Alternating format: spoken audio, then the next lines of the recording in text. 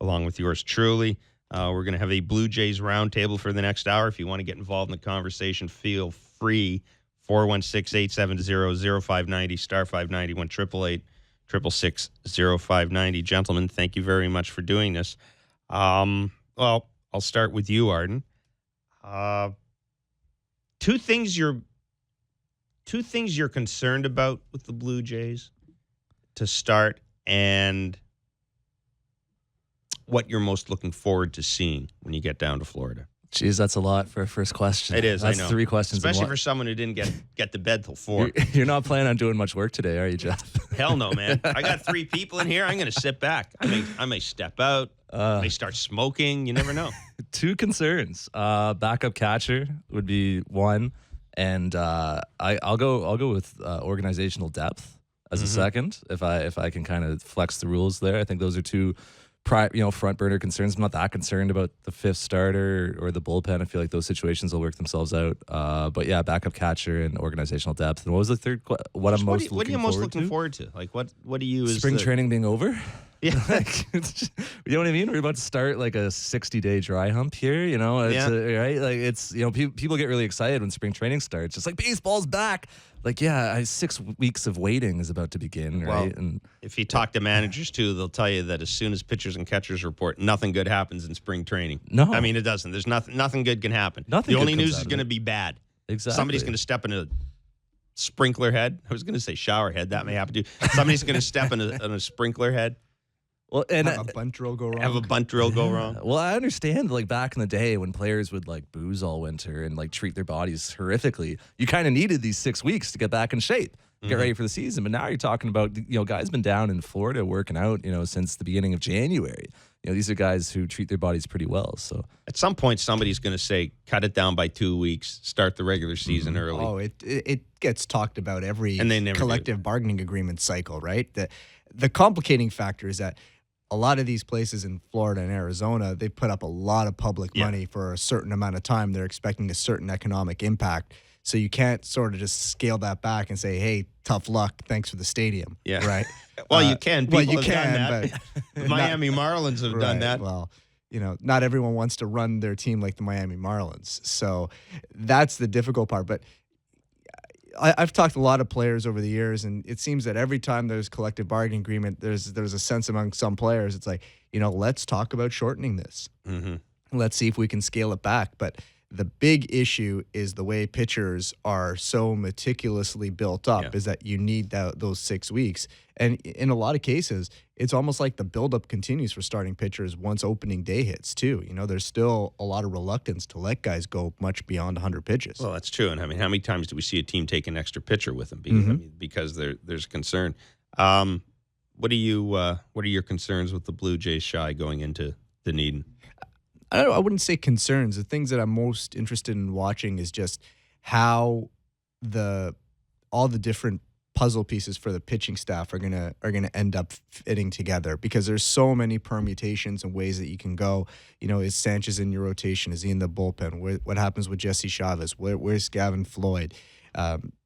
Inevitably, someone's gonna pull something or not be fully healthy. So how is that gonna affect things?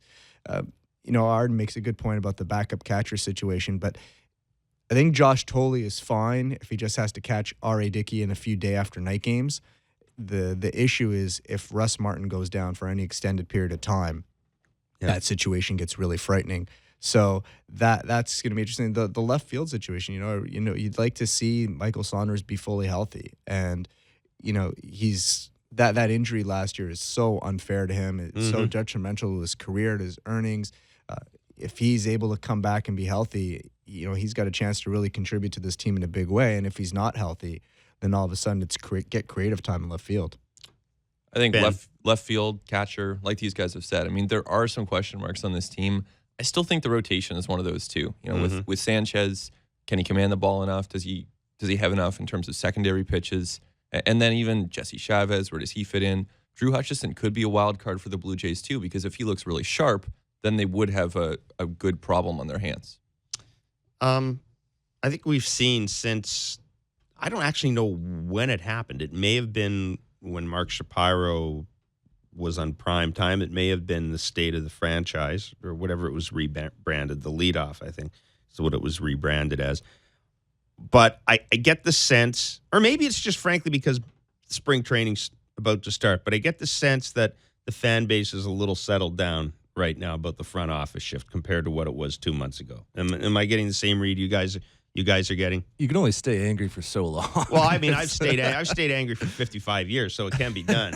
It can be done. It's not entirely out of the question. But at a certain point, you move on. I was talking to somebody about this last night. Like, at a certain point, like, you just have to move on, right? Yeah. And I think it helps that Alex Anthopoulos isn't doing a radio hit every day anymore. I was going to say the fact that he got a job with another organization. If Alex was still out there unemployed or, co-hosting with McCowan or something like that, that might be a little different. Because I think at the root of it, it was always more about Alex leaving than Mark Shapiro arriving. You know what I mean? If Alex had stuck around and Mark Shapiro had come in, I don't think there would have been as much of an outrage. It was because Alex left. So, and he was very much still kind of in the zeitgeist, so to speak. You know what I mean? Like, he was out on radio, he was doing interviews. I mean, you couldn't really escape him being talked about in this market. So now that that's kind of blown over, people have kind of moved on.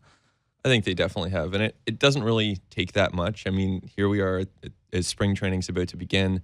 That's distraction enough to take us away from the whole front office drama. And are they hiring too many guys from Cleveland? And what does Eric Wedge's presence mean? Really, it's all secondary to the games. And even a spring training game, even a spring training workout kind of displaces a lot of that angst. Apparently, you didn't read the comments to my Eric Wedge piece. I never read the comments. Right. I broke Mike Cormack, our colleague on the hockey side on the website's cardinal rule, never read the comments. Do not read comments. Do you think we should just tell people? I'm going to tell you. Well, no, I can't do that because comments are.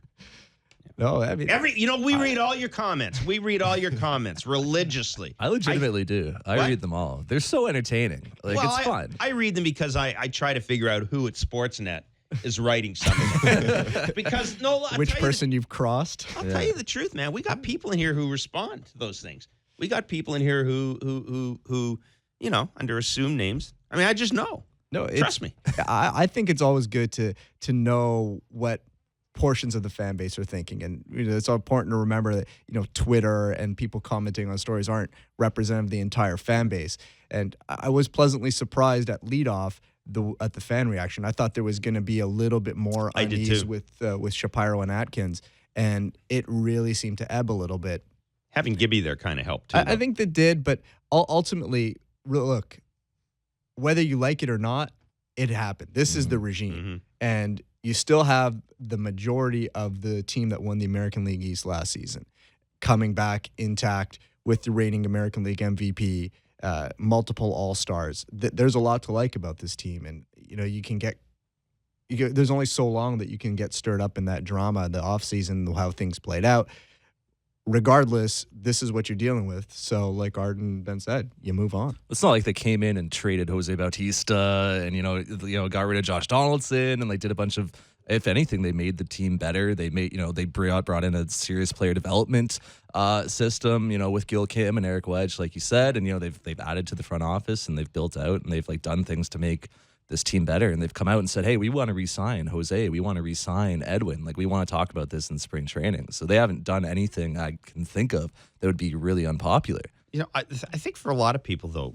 I mean, a lot of people will look at the moves they've made in the front office and the way they've expanded that front office and kind of wonder, were things really that bad here? I mean, this is a team that went to the playoffs last year, and essentially it seems as if the new regime is drastically altering the front office. But it's not so much that they're altering it, is that they're adding layers to it that didn't exist before. Where before Tony LaCava was overseeing the day-to-day operations of the big league club and overseeing the minor league system. Now you're just like, hey, take care of the big league team. That instead of giving guys all these 7-8 responsibilities, and there were times where the Blue Jays had opportunities to try and expand the front office, and they got turned down for whatever reason. They had an opportunity to rehire Jay Sartori, who was the AGM, who ended up going to Apple, and then just this past offseason joined the Detroit Tigers as their head of analytics. And, there was a chance for the Blue Jays to rehire him, but, that budget didn't exist under Beeston for whatever reason. Now Shapiro's come in and been able to deepen the front office. And, the more resources a front office has, the better chance they have to be creative and get things done. So I don't see why the fan base gets riled up about this. And I understand there's some suspicion over the constant Cleveland connections, but people hire people they've worked with before. That's just the way it is in the game, in business in general.